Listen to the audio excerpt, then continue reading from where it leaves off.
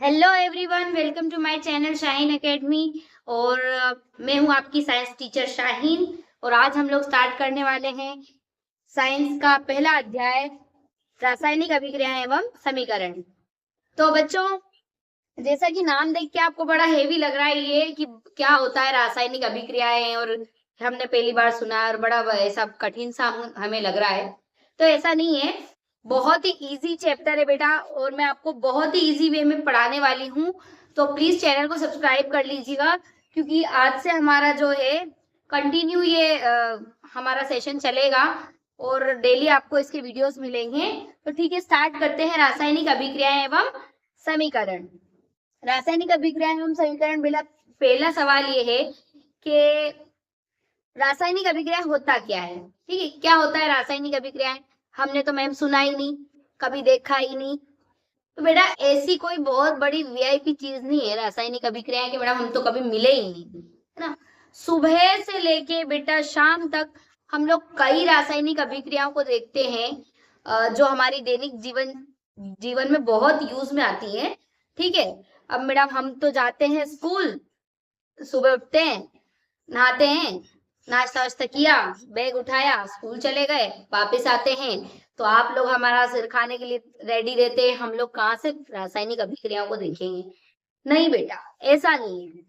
आप जब सुबह उठते हो तो जब नहा के आप लोग आ जाते हो, नहा धो के फ्रेश होके, तो मम्मी बोलती है कि बेटा नाश्ता कर लो, चाय पी लो, और उसके बाद अपना स्कूल के लिए रेडी हो जाओ। ठीक है, तो जब जो चाय के लिए मम्मी आपसे पूछती है, तो आप ये देखें कि वो चाय बनती कैसे। सभी चाय पीते हैं बेटा, ऐसा तो कोई नहीं है चाय नहीं पीता। लगभग 99% बच्चे होंगे जो चाय पीते होंगे, है ना, सभी पीते हैं, मैं भी पीती हूँ। उस चाय को बनाने में बेटा क्या क्या चीजें लगती है, कैसे चाय बनती है, आज वो देखेंगे अपन। याद होगा, सभी को याद होगा, लेकिन आज हम उसी चीज को एक नए नजरिए से देखते हैं। ठीक है, चाय बनाने के लिए बेटा हमको सबसे पहले तो लगती है चाय पत्ती प्लस दूध। दूध के बिना चाय कैसे बनाएंगे भाई? काली चाय, कड़वी चाय हमें तो नहीं पसंद है, हमें तो नहीं पसंद है। फिर लगती है हमें शक्कर, है ना। बिना शक्कर की चाय तो हो, कड़वी चाय थोड़ी पियेंगे हम, है ना। शक्कर प्लस पानी, है ना। फिर कुछ लोग अगर ठंड है तो अदरक भी डालते हैं चाय में, लौंग डालते हैं, कुछ लोग इलायची डालते हैं, है ना। प्लस इलायची, इलायची लिख लेते हैं अपन अभी। तो इन सबको हम करते हैं बॉईल, है ना। ये सब हम लोगों ने मिला दिया, चाय पत्ती, दूध, शक्कर, चीनी, सब कुछ मिला दिया। फिर हम इसको एक बर्तन में इन सब चीजों को मिक्स करके और बहुत अच्छे से उबालेंगे, बहुत अच्छे से। मम्मी कहती है अच्छी बनाना, तेज उबालना, है ना।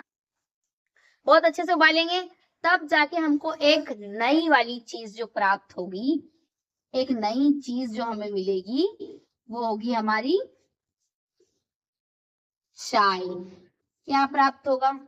पर ये चीजें हमारे पास पहले से थी, ये चीजें हमें पहले से नेचर ने दी थी, कुदरत से हमारे पास प्राप्त थी। हमें चाय पत्ती हमने पौधों से लिए, दूध हमने गाय भैंस से लिया है, शक्कर हमारी पौधे से बनी है, गुड़ से, गन्ने से बनती है ना, सभी को पता है।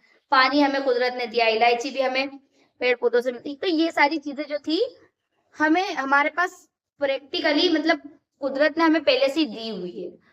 और हमें एक नई चीज बनानी थी, हम ये वाली चीजें डायरेक्ट नहीं खा रहे, हमें एक नया प्रोडक्ट चाहिए। तो हमने इन चीजों को मिला के थोड़ी सी मेहनत करी, थोड़ा इसको उबाला, हीट दी, और एक नया, बिल्कुल नए गुण वाला पदार्थ हमें प्राप्त हो गया, जो क्या था? चाय। क्या था?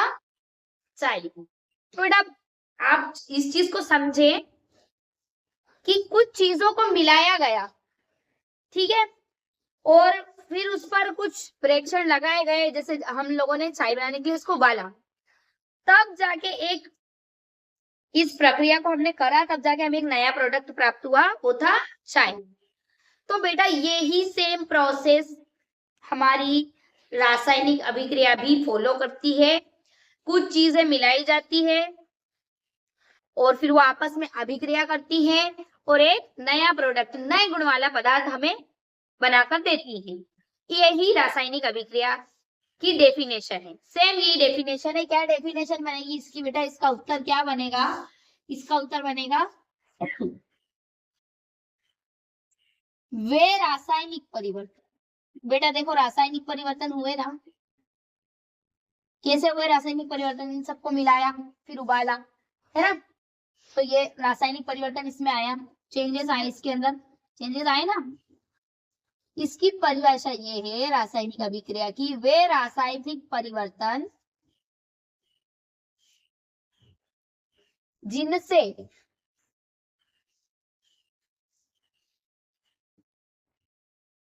नए गुणों वाले पदार्थ का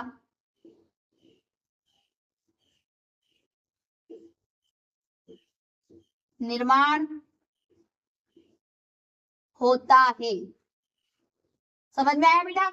हमने इन सारे इंग्रेडिएंट्स को मिलाया, इसको उबाला, तब जाके हमें एक नए गुण वाला पदार्थ प्राप्त हुआ, जो क्या था? चाय। अब बेटा ये तो हो गई चाय की बात, है ना?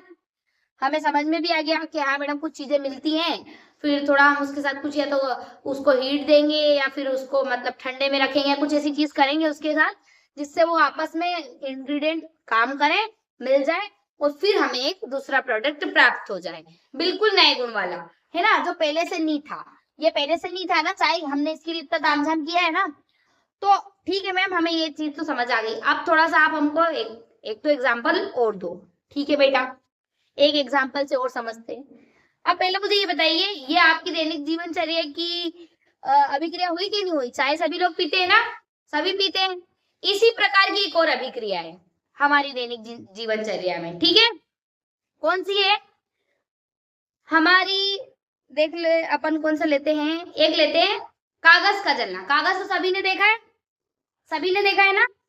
कागज को जलते हुए भी सभी ने देखा होगा। तो बेटा कागज कैसे जलता है? इसमें क्या रासायनिक अभिक्रिया है मैडम? कागज लेते हैं हम, उसको माचिस जला देते हैं और वो जल जाता है। इसमें क्या रासायनिक अभिक्रिया है? नहीं बेटा, ऐसा नहीं है।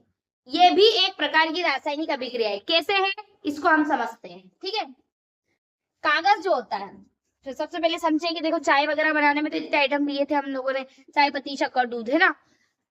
कागज से जलने वाली अभिक्रिया में कौन कौन से इंग्रेडिएंट है? फिर ये भी तो समझना पड़ेगा, कौन कौन से इंग्रेडिएंट है। सबसे पहला तो कागज ही है, कागज है ना? सबसे पहला तो है कागज। कागज के जलने में सबसे पहले कागज है। अब दूसरा है, दूसरा क्या है? कुछ नहीं, हम आग लगा देते हैं मैडम, और क्या है? नहीं बेटा, ऐसा नहीं है। अगर कहीं भी आग लग रही, बेटा ये बहुत इंपॉर्टेंट पॉइंट है, आप इस चीज को समझिएगा कि अगर किसी भी जगह किसी भी चीज को आग लगती है, किसी कपड़े को, किसी किताब को, किसी लकड़ी को, किसी भी जगह आग लग रही है ना, तो ये फिक्स चीज है कि उस वातावरण में अगर ऑक्सीजन होगा, वो चीज जहाँ जल रही है उस एरिया में अगर ऑक्सीजन है, उस वायु में ऑक्सीजन है, तो ही आग जलेगी, वरना आग नहीं जलेगी। तो मतलब हमने कागज जलाया, इस वातावरण में भी ऑक्सीजन थी, इसलिए हमारी आग जली। तो कागज को जलाने के लिए हमें एक और इंग्रेडिएंट क्या चाहिए पड़ा? ऑक्सीजन। क्या चाहिए बेटा हमें? ऑक्सीजन। ठीक है, ऑक्सीजन चाहिए मैडम। अब कागज में ऑक्सीजन से आग लग गई तो हमें मिला क्या? कागज जलता है तो क्या मिलता है बेटा? लास्ट में क्या होता है, क्या बचता है, क्या दिखता है आपको? कागज जलता है तो धुआं, धुआं बनता है ना? सभी ने देखा है ना, धुआं बनता है। कागज जलाना, नहीं तो आप जला के देख लेना बेटा, लगा दो किताबों में आग, तुम लोगों को पढ़ना तो है ही नहीं, है ना? ऐसा नहीं है। ठीक है, जब भी हम लोग किसी कागज को जलाते हैं तो हमें वहां पर धुआं बनता दिखाई देता है, धुआं, काला काला सा धुआं बनता दिखाई देता है ना? तो ये धुआं क्या है? कागज जला, ऑक्सीजन से जला और बना क्या? धुआं। मैडम थोड़ा सा हमें और इलेबोरेट करके समझाइए। ठीक है, थोड़ा और अच्छे से समझाइए। तो देखो बेटा कैसे इसको साइंटिफिक, अब हम लोग केमिस्ट्री के तौर पे समझेंगे। कैसे समझेंगे? कागज जो होता है हमारा, कागज हुआ, या इसकी जगह अगर हम लोग लकड़ी भी लिख देते हैं, तो बेटा कागज या लकड़ी जो होता है वो बना होता है कार्बन से। बेटा मैं ये मान के चल रही हूँ कि आपको जो कॉमन कॉमन चीजें, कार्बन है, ऑक्सीजन है, कार्बन डाइऑक्साइड है, जल है, इन सब के जो नॉर्मल फॉर्मूला बेटा वो याद होना चाहिए, और मैं मान के चल रही हूँ कि आप लोगों को याद है। ठीक है। हाँ, तो कागज जो हमारा बना होता है वो कार्बन से बना होता है। कार्बन का सिंबल क्या है? सी। ठीक है। हमारी ऑक्सीजन, ऑक्सीजन का सिंबल क्या है? O2। ठीक है। अब ये कार्बन और ऑक्सीजन मिले, कागज जला, तो क्या बना? धुआं। और इन दोनों के मिलने से क्या चीज बनती है? धुआं तो बना होता है वो हमारा कार्बन डाइऑक्साइड होता है। क्या होता है? धुआं कार्बन डाइऑक्साइड होता है। कागज का कार्बन मिला, ऑक्सीजन का O2 मिला, तो इन दोनों ने मिलकर क्या बनाया? CO2, मतलब कार्बन डाइऑक्साइड। क्या बनाया? Carbon dioxide. क्या बनाया बेटा? Carbon dioxide. ठीक है, समझ में आया? ठीक है मैम, एक ये भी समीकरण हमें समझ में आ गया। अब ये जो एक चीज हमें मैडम समझ नहीं आ रही है कि आपने बना दिया है, एक तो इधर दो तीन चीजें लिख दी है, फिर एक एरो बना दिया है, फिर एरो के पार कुछ चीजें लिख दी, तो ये सब क्या है? ऐसा क्यों? तो बेटा इस चीज को थोड़ा ध्यान से समझे। मैं इस तरह से खड़ी हूं आपके सामने, इस साइड मेरा राइट हैंड और इस साइड लेफ्ट हैंड है, लेकिन आप जो है मेरे सामने इस तरह बैठे, इस तरह बैठे है ना बेटा, इस साइड है आपका फेस, तो आपका जो है राइट साइड इस तरफ है ना, राइट साइड हमारा इस तरफ है।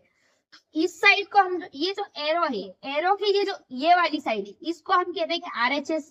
क्यों RHS बोला? क्योंकि आपका राइट हैंड ये वाले साइड पे है, तो ये राइट हैंड के साइड पे हमारा ये RHS है जो एरो के इस तरफ। ठीक है। और हमारा जो लेफ्ट हैंड है वो इस साइड है, तो एरो के पहले जो भी चीजें उनको हम लिख देंगे LHS, मतलब लेफ्ट हैंड साइड, ये राइट हैंड साइड। समझ में आ गया? समझ में आया? अब बेटा लेफ्ट हैंड साइड और राइट हैंड साइड मैडम ठीक है, पर इनके नाम क्या हैं? इन्हें अगर हम बोलेंगे किसी को जाके कि हाँ ये LHS है, RHS है, तो हम इसका नाम क्या बताएंगे? तो बेटा इसका नाम होता है, LHS का जो नाम होता है वो होता है अभिकारक। क्या होता है? LHS जो होता है अभिकारक होता है।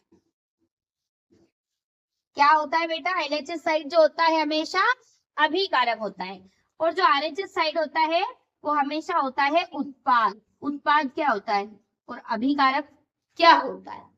ठीक है, इसको हम समझते हैं कि अभिकारक और उत्पाद क्या होता है।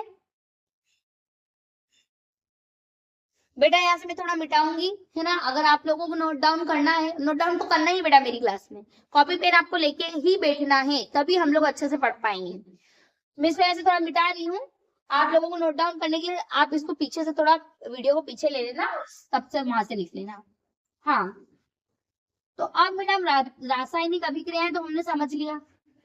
रासायनिक अभिक्रिया में ये LHS वाला जो साइड है जिसको आप अभिकारक कह रहे हैं, ये अभिकारक क्या होता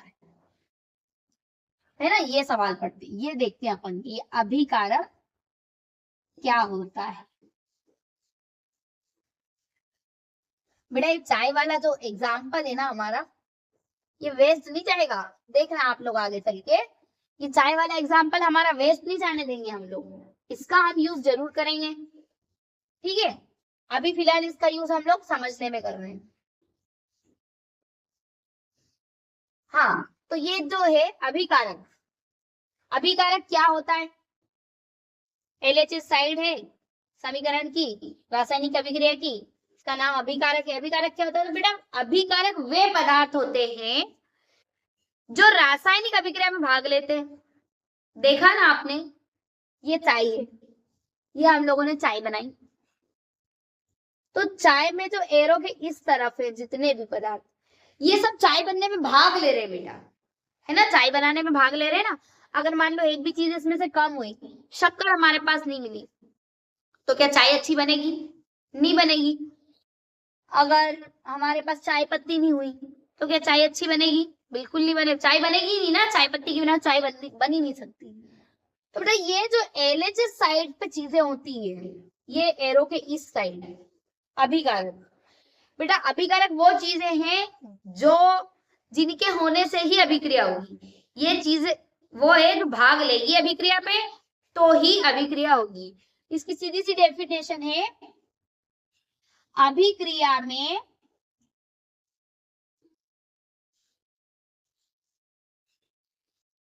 भाग लेने वाले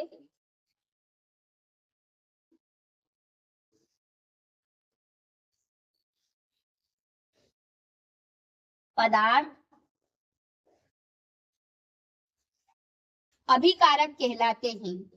ठीक है, समझ में आया? अभिक्रिया में भाग लेने वाले पदार्थ अभिकारक कहलाते हैं।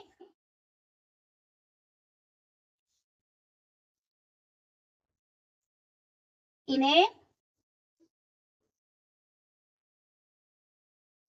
रिएक्टेंट कहते हैं।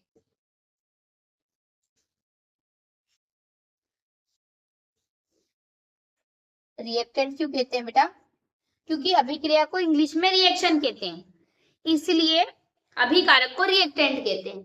बेटा मैं ये चाहती हूँ, ठीक है हम लोग हिंदी मीडियम के बच्चे हैं, लेकिन इसका मतलब ये नहीं है कि हम लोग किसी से कम हैं। कुछ वर्ड्स हमें भी इंग्लिश के आना चाहिए। हमारा जिन लोगों के साथ कंपटीशन है, दुनिया बहुत आगे बढ़ गई है, हमें कुछ चीजें तो इंग्लिश की आनी ही चाहिए और नॉर्मल नॉर्मल चीजें तो बिल्कुल आनी चाहिए बेटा। और मैं भी इन चीजों का पढ़ाते वक्त बीच बीच में यूज करूंगी ताकि आप लोगों को समझ में आए और आप लोगों को भी उसी तरीके से जल्दी आगे बढ़ना है, जल्दी पढ़ना है। ठीक है, हाँ तो अभिकारक में भाग लेने वाले पदार्थ अभिकारक कहलाते। ठीक है, जैसे इस अभिक्रिया में अभिकारक कौन कौन है? कार्बन है और ऑक्सीजन है। ठीक है, इस अभिक्रिया में किस किस अभिकारक ने भाग लिया? अब पूछा जाए आपसे कि कागज के जलने में अभिकारक कौन कौन है, तो कौन कौन है बताइए? कार्बन है और ऑक्सीजन है, ये कागज के जलने वाली अभिक्रिया के अभिकारक है। ठीक है, ठीक है मैडम, अभिकारक तो समझ में आ गया। अब ये उत्पाद कौन कौन से? उत्पाद किसे कहते हैं? है ना, मेरे बच्चे बड़े समझदार हैं, अब तक तो समझ चुके होंगे कि उत्पाद किसे कहते हैं, लेकिन फिर भी हम लोग इसकी डेफिनेशन लिखेंगे, है ना। उत्पाद किसे कहते हैं?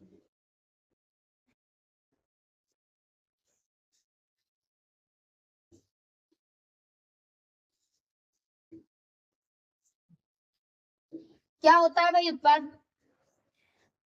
ये होता है उत्पाद, ये है हमारा उत्पाद, है ना। यही है ना, हम लोगों ने चाय बनाई थी मैडम, चाय हमारा उत्पाद है। ठीक है बेटा, चाय उत्पाद है, लेकिन इसको कैसे डिफाइन करेंगे हम लोग? इसकी डेफिनेशन क्या होगी?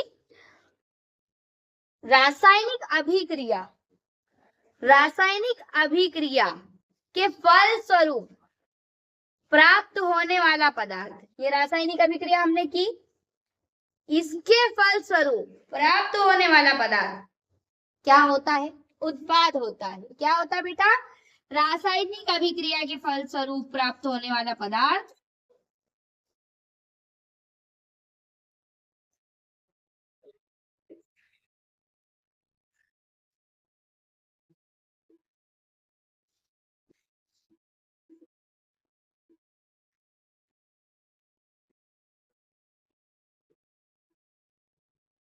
रासायनिक अभिक्रिया के फलस्वरूप प्राप्त होने वाला पदार्थ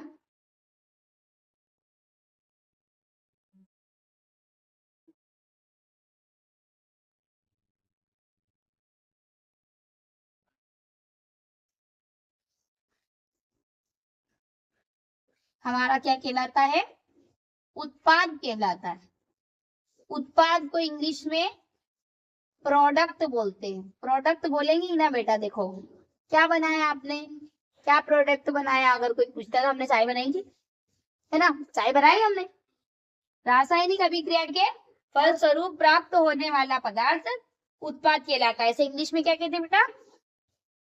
प्रोडक्ट कहते हैं, है ना, याद रखना ये। ठीक है बेटा, हमने अभिकारक समझ लिया, उत्पाद को समझ लिया, है ना। तो अब हमें कुछ कुछ चीजें समझ में आने लगी हैं कि कैसे रासायनिक अभिक्रिया होती है। अभिकारक वो लोग होते हैं जो भाग ले रहे हैं अभिक्रिया में, और उत्पाद हमारा वो होता है जो हमें अभिक्रिया के फलस्वरूप प्राप्त हुआ है ना। तो ना हमें रासायनिक अभिक्रिया कुछ कुछ समझ आने लगी है। तो इसके कुछ और एग्जाम्पल पढ़े बेटा, ठीक है, कुछ और एग्जाम्पल पढ़ते हैं बेटा। इंपॉर्टेंट क्वेश्चन है और आता भी है ना। तो इसको अपने को हैंड टू हैंड यहीं पे याद करना है कि रासायनिक अभिक्रियाओं के और कौन कौन से एग्जाम्पल हो सकते हैं, ठीक है। तो सबसे पहला जो इसमें एग्जाम्पल है बेटा, मैं तुम्हें एक चीज बता दूं, वो एग्जामिनर का इतना पसंदीदा एग्जाम्पल है कि उस एग्जाम्पल से वो जरूर क्वेश्चन लाता ही लाता है। लगभग आपको हर साल उसमें से एक से दो क्वेश्चन देखने को जरूर मिलेंगे। तो वो एग्जाम्पल हमारा बहुत इंपॉर्टेंट एग्जाम्पल है। कौन सा एग्जाम्पल है बेटा? सबसे पहला है, साथ साथ बोलते जाइएगा ताकि यही हमको ये चीज याद हो जाए, लर्न हो जाए ना। लोहे में जंग लगना, कौन सा एग्जाम्पल है? लोहे में जंग लगना। इस एग्जाम्पल में बेटा आप लोग 5 स्टार बना लीजिए, बिल्कुल 5 स्टार बना लीजिए। बहुत इंपॉर्टेंट है ये एग्जाम्पल, क्योंकि ये एग्जाम्पल हमारे एग्जामिनर को पसंद है, वो इसमें से जरूर क्वेश्चन डालता है। दूसरा है हमारा Mg फीते का जलना। ये Mg कौन है मैडम? Mg क्या होता है? तो Mg होता है मैग्नीशियम। मैग्नीशियम एक धातु है, ठीक है। धातु अधातु हम लोग आगे समझेंगे। तो मैग्नीशियम के फीते का जलना। फीता क्या होता है? कोई ऐसी भारी चीज नहीं है। स्केल सभी के पास है ना, स्केल लाइन बनाने वाली, लाइन खींचते उससे, बस उसी को फीता माना गया। इसमें वही फीता है, वही मैग्नीशियम का फीता है बस, ठीक है। मैग्नीशियम फीते का जलना, मैग्नीशियम का स्केल ले लेंगे, अगर एक उसको जलाएंगे तो वो रासायनिक अभिक्रिया द्वारा ही जलेगा। ये दूसरा एग्जाम्पल हो गया, ठीक है। तीसरा एग्जाम्पल कौन सा है? देखो बेटा, मैंने आप लोगों को बताया था कि चाय हमने जो बनाई है, चाय वाला जो एग्जाम्पल है, इसको हम वेस्ट नहीं जाने देंगे, वेस्ट नहीं जाने देंगे। कैसे?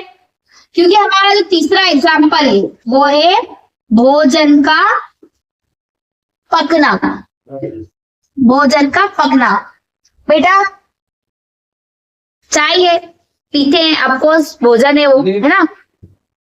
तो भोजन का पकना, ये हम लोग चाय ग्रहण करते हैं, पीते हैं, तो ये भोजन का पकना, चाय का पकना भी मतलब चाय का बनना भी रासायनिक अभिक्रिया ही है। भोजन का पकना, इसको तो केवल एक चीज तो नहीं खाते ना, बहुत सारी चीजें खाते हैं, बहुत सारी पका के खाते हैं। तो वो भोजन का पकना हमारा रासायनिक अभिक्रिया है। अब चौथा जो हमारा एग्जाम्पल है बेटा, मोस्ट इंपॉर्टेंट है ना। खैर एग्जाम में इसके बारे में इतना इलेबोरेट वे में नहीं पूछा जाता है, पर ये आगे चल के हमारे लिए बहुत इंपॉर्टेंट क्वेश्चंस इसमें से आने वाले बड़ी कक्षाओं में। कौन सा एग्जाम्पल है? भोजन को पका तो लिया, खाएंगे भी तो सही ना, खाना भी पड़ेगा। तो अगला जो है हमारा एग्जाम्पल है भोजन का पचना। भोजन का पचना। बेटा जब हम लोग खाना खा लेते हैं तो ऐसा तो नहीं कि एक बार हमने तो खा लिया अब हमको खाना ही नहीं पड़ेगा, है ना, बस पेट में जाके वो पेट जाएगा फिर हमें खाना नहीं पड़ेगा, ऐसा तो नहीं होता है। जब भोजन हम लोग खा लेते हैं तो जब वो हमारे आमाशय के अंदर जाता है तो वहां पर कुछ रासायनिक अभिक्रियाएं होती, जिसके कारण हमारा भोजन छोटे छोटे हिस्सों में टूटता है और फिर हमारी बॉडी उसको ग्रहण कर लेती है और वेस्ट मटेरियल जो होता है उसको निकाल देते हैं। ये प्रक्रिया जो पूरी होती है भोजन का पचना, और ये प्रक्रिया है रासायनिक अभिक्रिया। ये सब कुछ जो होता है रासायनिक अभिक्रिया के कारण होता है, ठीक है। पांचवा हमारा एग्जाम्पल है सांस लेना। सांस लेना, देखो बेटा सांस लेने में आप कहोगे कि सांस ले रहे हैं हम, ये हमने हवा अंदर ली और ये रिलीज कर दी, तो इसमें क्या रासायनिक अभिक्रिया हो गई? बेटा सिर्फ सांस अंदर लेना और छोड़ना रासायनिक अभिक्रिया नहीं है, जब सांस हम लोग अंदर लेते हैं, सांस के हवा के साथ ऑक्सीजन हम अंदर लेते हैं, तो ब्लड के साथ, खून के साथ जो हमारा रक्त है उसके साथ ऑक्सीजन जो हमने ली बॉडी के अंदर वो एक्सचेंज होती है ना।